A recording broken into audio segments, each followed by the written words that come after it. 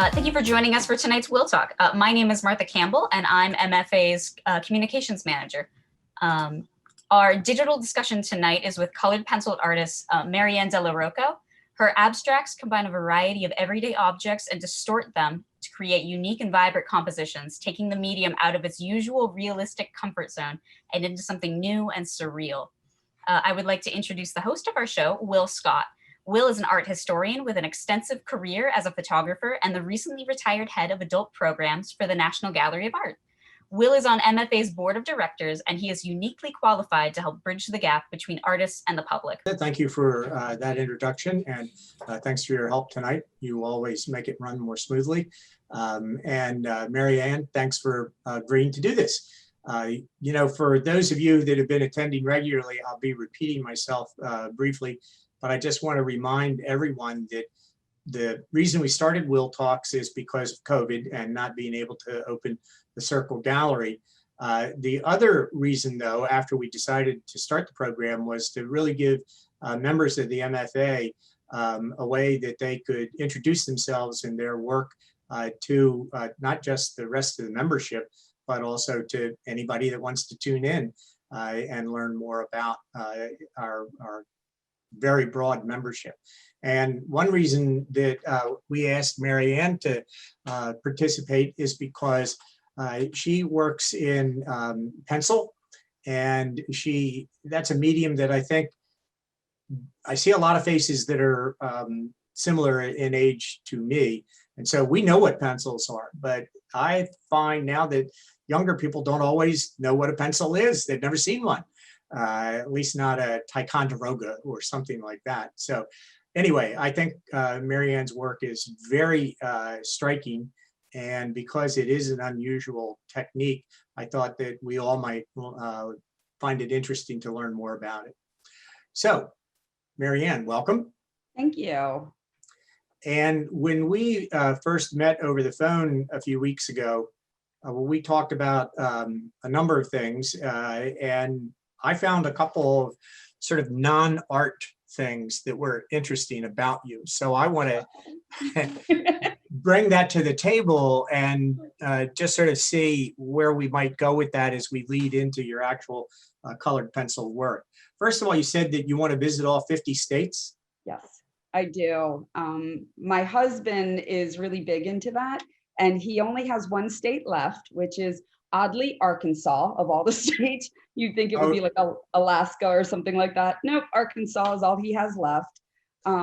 So I think it's really important to know your country, know where you live, and I think it actually allows you to physically understand where you are, but also emotionally. Alaska was really exciting because one of the things that I heard there was they talked about how everyone kind of had to get along no matter what you looked like, what your beliefs were. It didn't matter because your life and the life of the other people around you actually depended on you working with each other. And I thought that was kind of beautiful.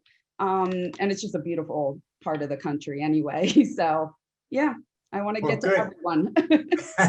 Well, I have to say that it was a selfish reason for introducing that because I've been to 45 states. Oh, that's good. I haven't been to Arkansas because other than visiting the state capitol building, because that's what I'm trying to do at the same time. And the fact that Bill Clinton was from there, I can't think of a lot of strong reasons I want to visit. So they do have a diamond mine there. Oh, and they also have the hot springs and, yes, you know, a lot of other good things. I'm just being facetious. The other thing you mentioned, though, is that you love Disney World. I do. I'm a huge Disney person. Now, our son loved Disney World, and we went there 3 or 4 times when he was a child, and I enjoyed it. I'm being honest, but as an artist, yes. Does Disney World have any connection to your work? You know, it's funny because I tend to, I take a lot of photographs, a lot of reference photos, and I tend to like to use light, liquid, and glass to distort things. But I actually want to distort something there. And so I have taken some photos in Disney, and I really would like to do that because I love that childish aspect of Disney. It's very safe. It's comforting. Been there enough times that I literally, when my son is sick or is tired and he can't fall asleep, we walk Disney in our heads. So we walk through the Magic Kingdom. So I am really connected to it. I'm sure that it probably has lent itself to some of my artwork, but I wouldn't say, oh, I draw Mickey Mouse or anything specific like that. Well, see, I'm not entirely surprised at what you just said, because the more I thought about your work and looked at it, the more I realized that your use of light and color, and especially some of the ways you sort of bend light and color in your work, Disney does a lot of that. I mean, they really understand how to use light and color to create strong visual experiences. Yes. And your medium gives you some of the same tools. In fact, we'll talk about one of the strata that you use to support your work that I think is directly related in a kind of a mechanical way, but still related. So the last thing, as a segue directly into some of your imagery, is you told me that you had a background in math before you concentrated on art. Yes. How did you transition from math to the visual arts? I'm probably like a lot of people when, they're younger, they love to draw and they love to be creative. And that was probably, I'm an only child. So a lot of my time, both my parents worked. So a lot of my time was playing on my own, and I would, I remember at one point, I thought maybe I wanted to be an architect because I used to draw houses, like schematics, and I put little furniture pieces in and things like that. But as I got older, and I came from a working class family who I was the first one to go to college, it was like, you need to get a degree in something that you can get a job in, and like a really good job. And I was like, I'm good at math. So, so I took math. But even in college, a lot of my extracurricular courses, my electives everything was art.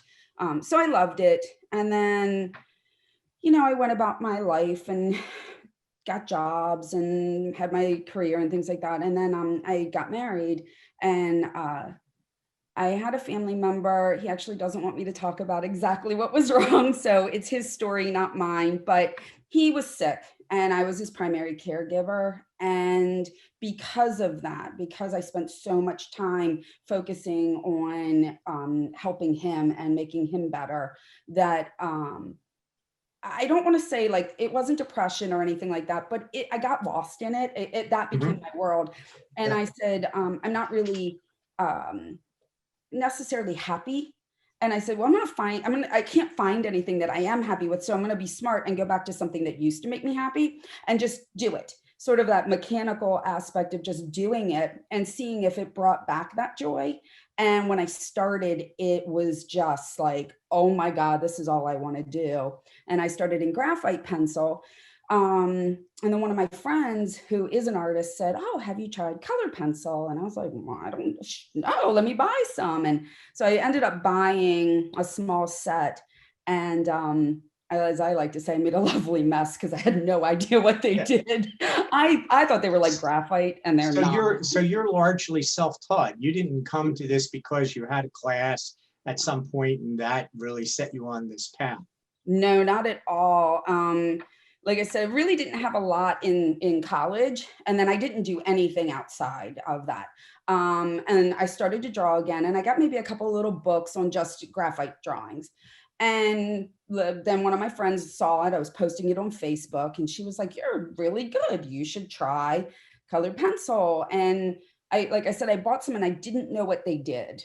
So I started playing with them, and I didn't understand it at all. And so I watched a few YouTube channels, and then in Colombia we had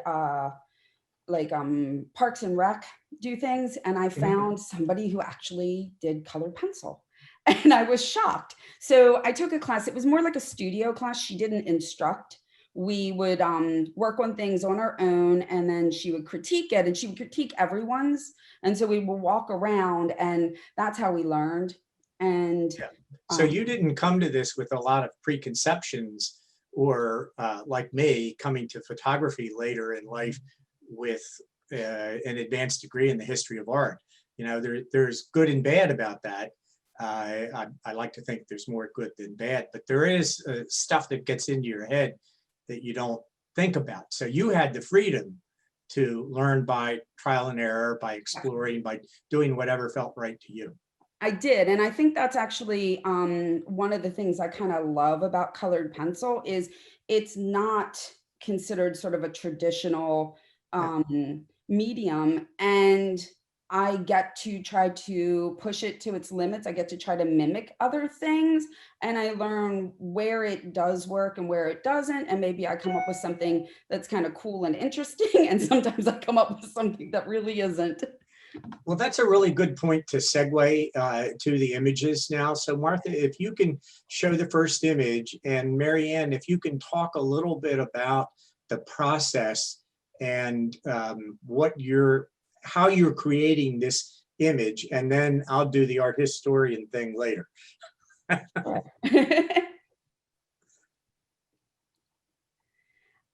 So this piece is, it's called Esotera. I kind of was trying to get that, that grounding of being from our world, and then sort of that feeling of otherworldliness. So blending the two. So I guess maybe the spirituality or the, I think spirituality is probably the best term for it, but the fact that we're more than maybe just from this earth.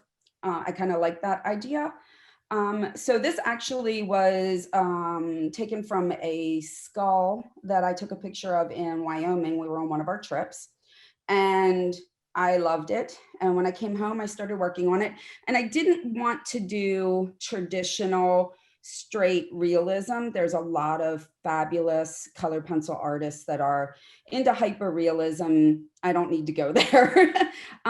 So I decided, and you'll notice I use this color palette, or a lot of these colors, repetitively. I do tend to love the pinks, the purples, and there's some like teals and greens in a lot of my pieces. And so I wanted to work on that. I added the chain and the design behind it to hopefully add that sort of texture, that feeling of not being strictly from this world and strictly realism.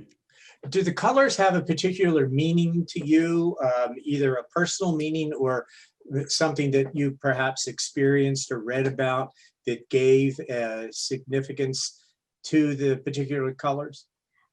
I won't say that there was something exactly specifically like that, but years ago, I did take one of those like faux painting classes, and I was mixing colors, and the purple, green, and gold colors really resonated with me. And then I associated them a lot with Mardi Gras. It's typically the Mardi Gras colors. And I don't know if that has a deeper meaning for me. I'm just extremely drawn to them. I find them in almost everything I do. You'll find a play on these colors somewhere. Yeah, so it's just more of a general resonance for you. You find them appealing and pleasant to work with. Okay, the next thing, now I'm really kind of segueing into maybe more art history than I usually do in these conversations. There's two medallion-like designs in the background, and they look to be identical. Did you do them freehand? Are they from some kind of stencil? Or do they have a specific source or any specific significance? That they are stencils. I didn't do that freehand. No, they didn't. I nothing specific. I liked the way they felt together. I felt like it moved you towards moving away from being of the earth and being a little more spiritual, a more celestial feeling without putting planets or stars or anything behind it. Well, that's okay. Here comes the art historian. Uh-oh. They look a little like some of the designs that you find in Islamic tile work.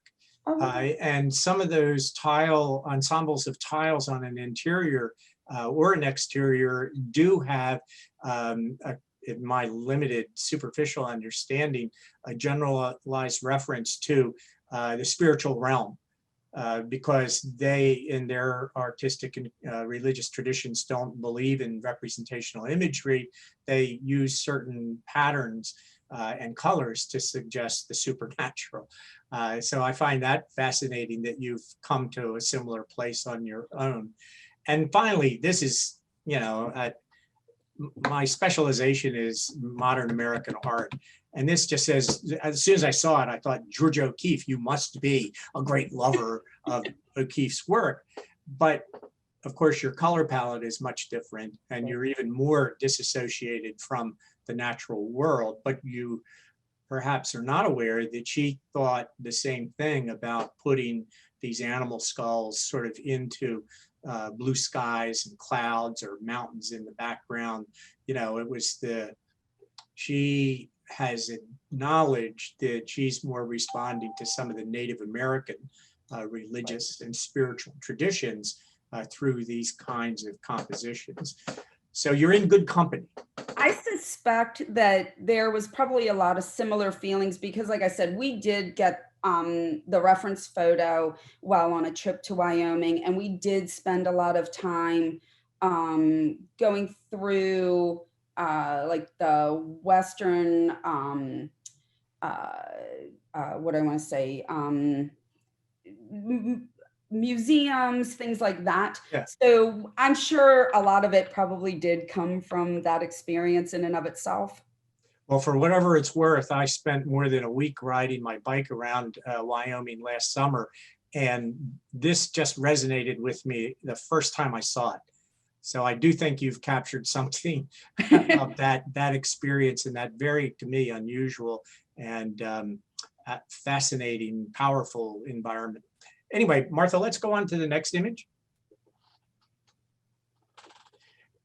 Now, this is where I think we get into one of the aspects that I find most fascinating about your work, Maryann, and that is that there is, the previous image was a little more in its realm beyond the everyday. But this flower is so well depicted that it just seems very real to me, but then you have this abstract background to it. So how do you keep this tension between the real and the abstract in a work like this? That's a great question. I think that's something that maybe is just innate.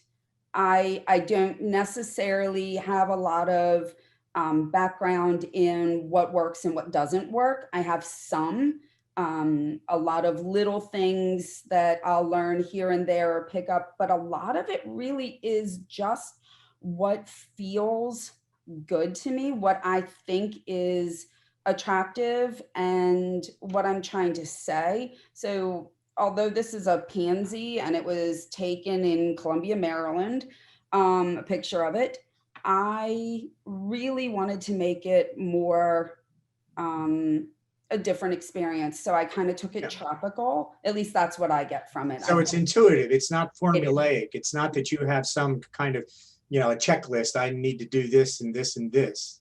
The only thing I'll tell you, and I learned it from Deborah McCloskey. She was the woman who taught me how to, I took her color pencil sort of class or whatever you want to call it. And the one thing she said was make triangles of your color. So I have the yellow dot over on the side. So I tried to, you know, if you have it twice, make sure you have it 3 times.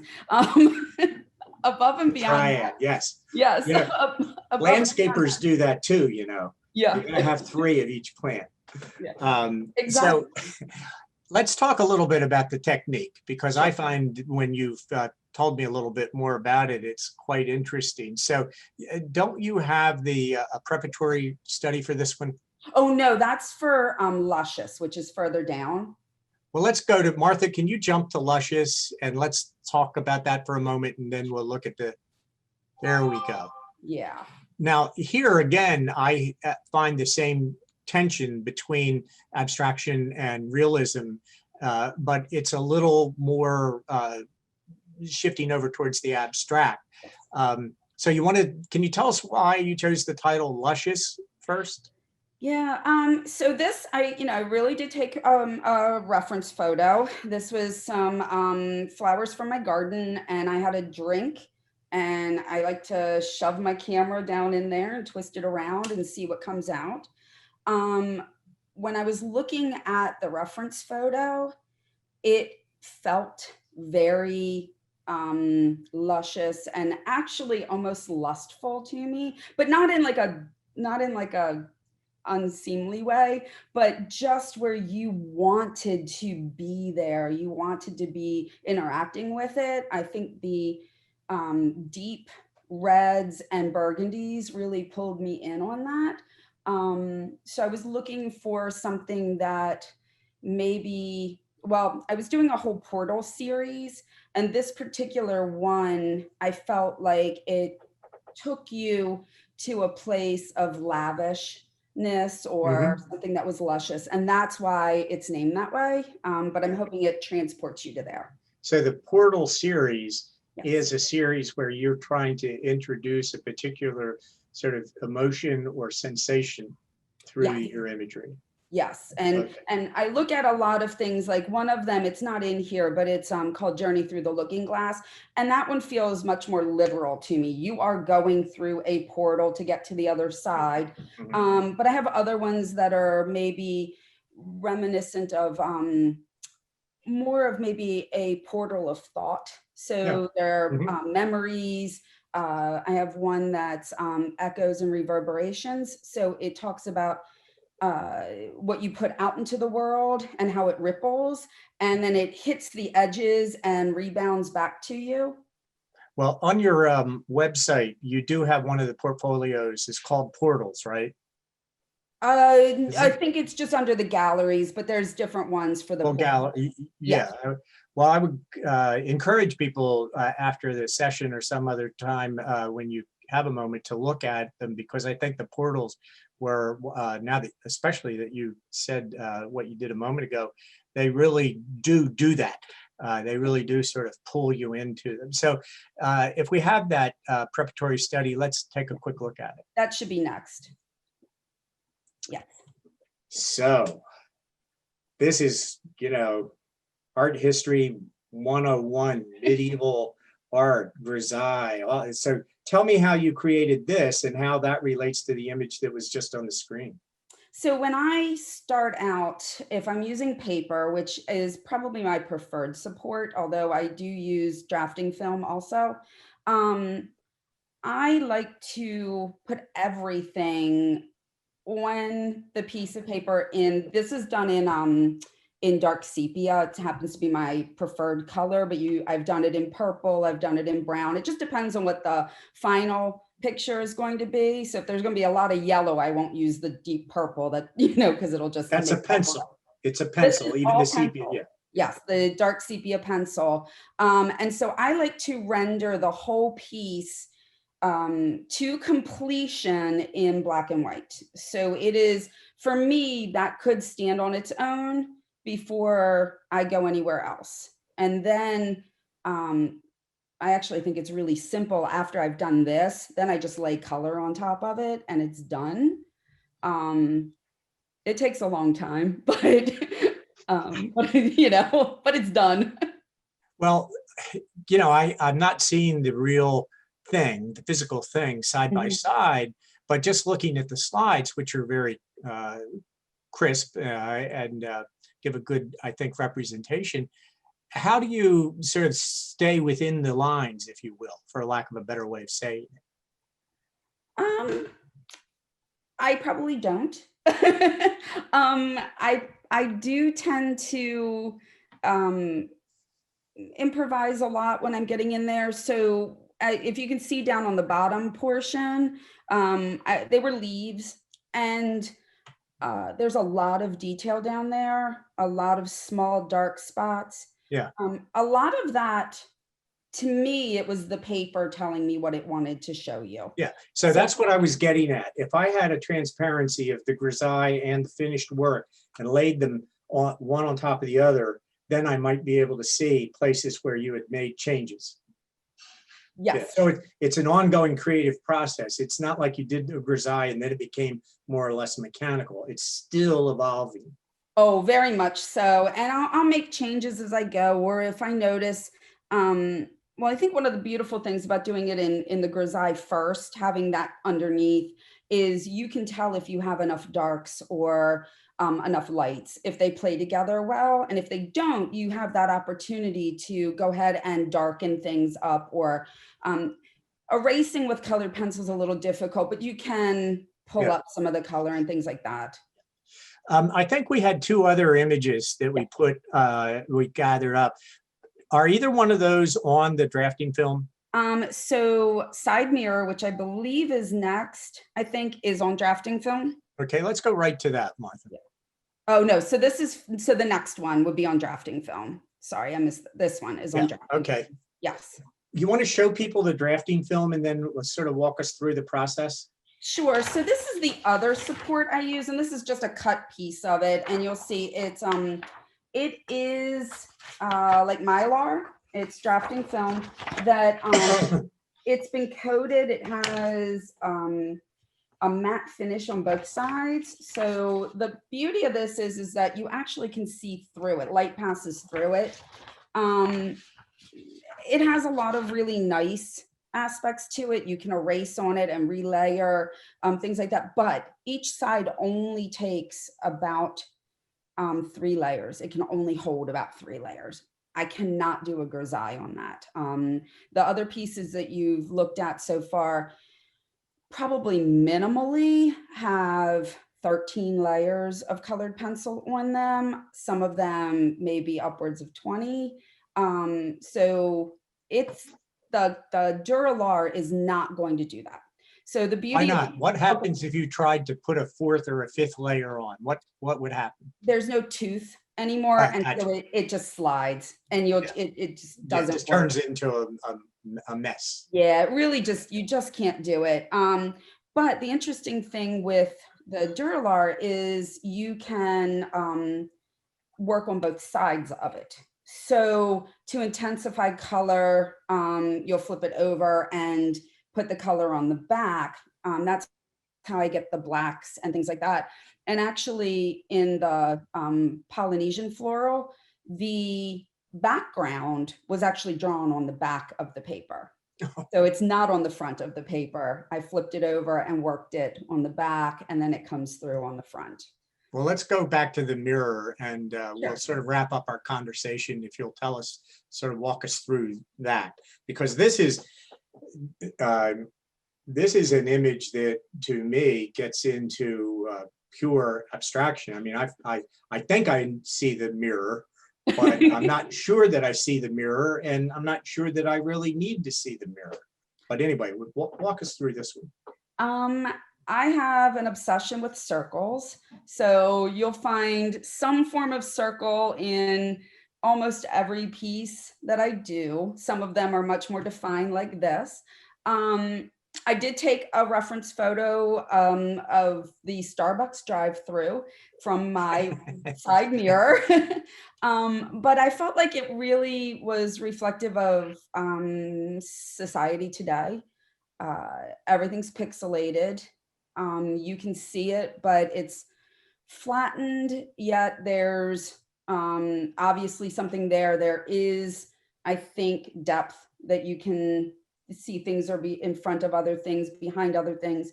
But I really wanted to kind of show sort of the world we're living in now. It's very different than when I was growing up, and how everything is run through sort of that pixelated camera lens of life. And maybe being in a side mirror, it's a reflection, but it's an unusual one. We tend to use our rear view mirrors or a mirror in front of us to look at ourselves.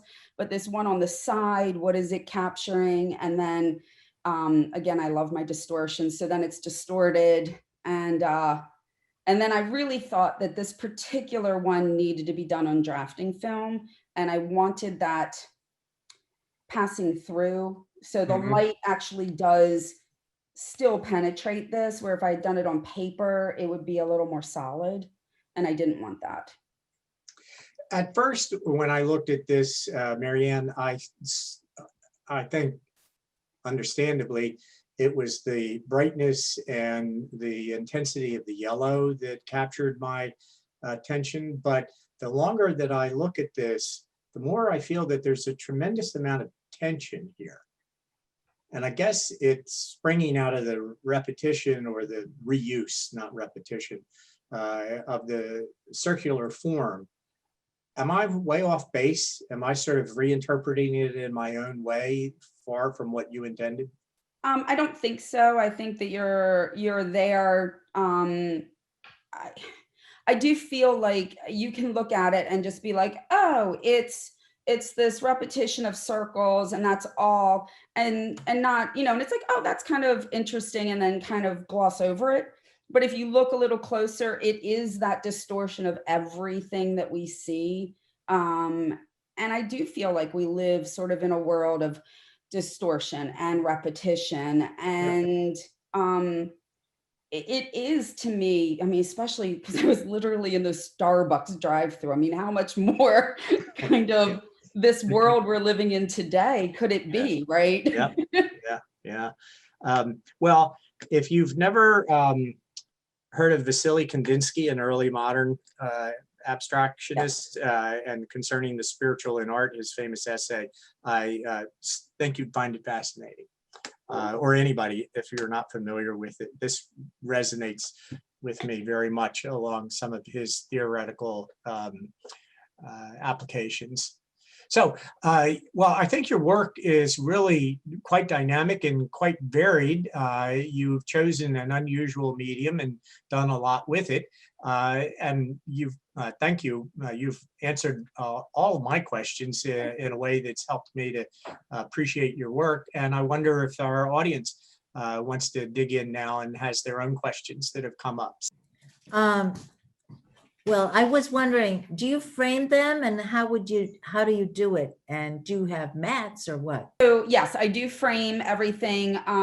Because it's on paper, I have to put it in a frame. It's not going to hold on its own. So I typically just order a typical frame. I put a mat around it, have a backer board, and just do it like that. Plexiglass, I like to submit to shows. So, the plexi is important. But yes, I do frame everything.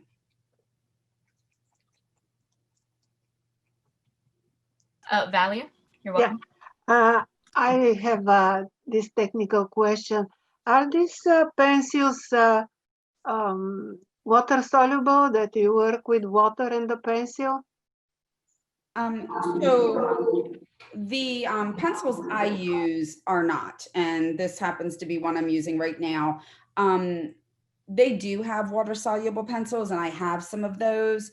I personally don't use it. So if I want to do anything, and sometimes I do, so it really just depends if I want it to look like a drawing or if I don't want it to look like a drawing. So if I want it to look like a drawing, I just use the pencil, and I will often use this little kind of scrubber brush. I don't know if you can see it, but I'll use that, and it'll help me get into the tooth, because the paper has so many valleys. And so you're sitting like this, you're drawing vertically to try to get in there. And I have to go over it so many times. I will use this, like I said, I will use this and I'll kind of scrub it in a little bit. The other option is actually to use Gamsol or another odorless mineral spirit. And you have to have a fair amount of layers, because you have to break the binding of the wax binding.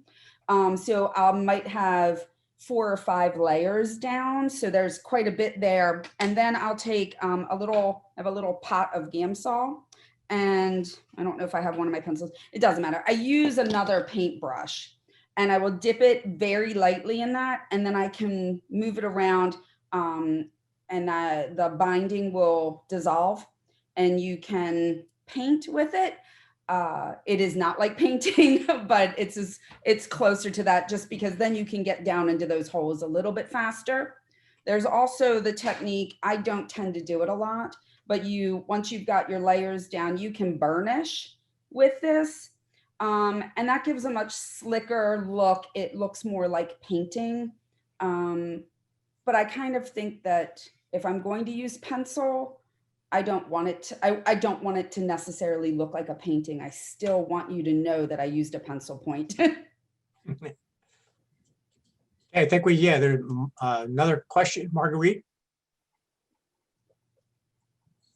Martha? Marguerite, can you please hit the unmute button that's on your screen? Okay, I am unmuted. Okay. So that's the way you build up that wonderful depth and richness of color, is just by layering and then layering. What sort of paper do you use? You're talking about the tooth. It sounds like maybe it's almost like watercolor paper. So a lot of people do use watercolor. I like Stonehenge paper. I also like Bristol vellum. They happen to be some of my favorites. Lots of people have different desires and things. There is another technique where you can use sanded paper to do it. It's funny because it does. It eats up your pencil very quickly to do that, but you can get a different technique, and there's some like powder blenders you can use that some people swear by. For me, I really prefer to use a paper that has not a ridiculous amount of tooth, but a decent tooth to it, so I can put the layers on. And then I really believe for my work, I've got to put that Grizzai down. If I don't put the Grizzai down, I personally feel my work looks flat. And so I just think that depth and almost velvety look that I get comes because this is one of my favorite pencils. It's a Faber-Castell. It is the dark sepia. And I just love to, get in there and just make that whole thing. And then when I put the colors on top of it, it has that felted velvety look. Rich velvety look. It's just exactly. It's just luscious is absolutely the word. Thank you. Yeah. Exactly. Thank you. Yes. Any other questions this evening? I saw we have a question. Sorry, yes, we have a question from Blandine Broomfield. What do you use for pencil sharpening? So my husband will tell you that I am obsessed with pencil sharpeners.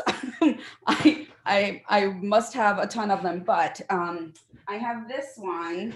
And so I actually don't know the name of it. I got it on Amazon, and it has 2 holes at the top. You can get an extremely fine point on it. And I am kind of crazy about it has to have that really sharp point, because I'm, digging into these whole things. But then once I do that for the first time, I will use, it is a Prismacolor hand sharpening one that I love it. It works really well for me. And I spend a lot of time. I don't know if you guys can see that. I don't know if it's. Boy, that's old school. Yeah, but it is the best. Now, some people actually will whittle theirs. They will take X-Acto knife and whittle it. I am not that talented, and I get a mess. I don't get a pretty point. But this, once you have it sharpened with this, keep it sharp with the Prismacolor one. I love this thing. It works great for me. That reminds me of my mechanical drawing class in high school. Having to sharpen the point. Yes. And the teacher would smack you hard on the back, on your shoulder, if you didn't get it right. Yep. All right. We have another question, which just is, what is Grizzai? So it is basically a gray underpainting for your work. I'm sure Will could talk better more about this than I can, but I understand it's a very old technique where you, I know painters use it, where you just render the whole thing in black and gray. And then once it's done, if it was in painting, you would just glaze the colors over top of it. But that's actually what I do with mine because I don't know if most people know this, but colored pencil is translucent. So you lay colors down and you actually blend on the paper. So if I want to make a color, I have to lay down one and then pick up the next one and lay down the other one on top of it to blend. I can't make the, like with paint, I can't blend it first and then do it. And so I glaze basically over top of the gray pencils. I glaze with the colored pencils, the other colors, because it is a colored pencil too. That was actually much better than me giving an art historical explanation, but the art historical data point is it's the French word for gray. And it's a technique that's usually used by painters. And that's one reason why I was fascinated when I learned that Maryann did that so extensively in her work. It's unusual for an artist on paper to prepare with a full grisaille as she does and then layer color over it. Not unheard of, but it's unusual. So anyway. All right, well, we're kind of running through our hour here, and I think it's been a great discussion, a lot of good questions tonight, and it's both fascinating, Maryann, because of your unusual technique, but more importantly, because of your mastery of it and what you're able to do with it. So unless there are any final questions, I want to thank everybody for participating. Oh, Marguerite? I see someone else asked the question, how do you cover large areas? And I'd be interested in hearing the answer to that as well. Yeah, that's a good one. We'll end with that one. With this. Well, with that, I mean, with this, it is not a fast medium. And I actually, if you talk to other people in the colored pencils, world and everything, they look at me and they're like, oh my God, you're one of the fastest people. It is not a fast medium. It is slow. And I'm actually trying to expand my sizes. So it can take a really long time to do it. But yeah, literally it is with a pencil point and you're doing this. Better you than me. And that is what everybody says. But you do marvelous work, and it was great talking with you tonight. And thanks everybody for listening in, and we'll see you next week.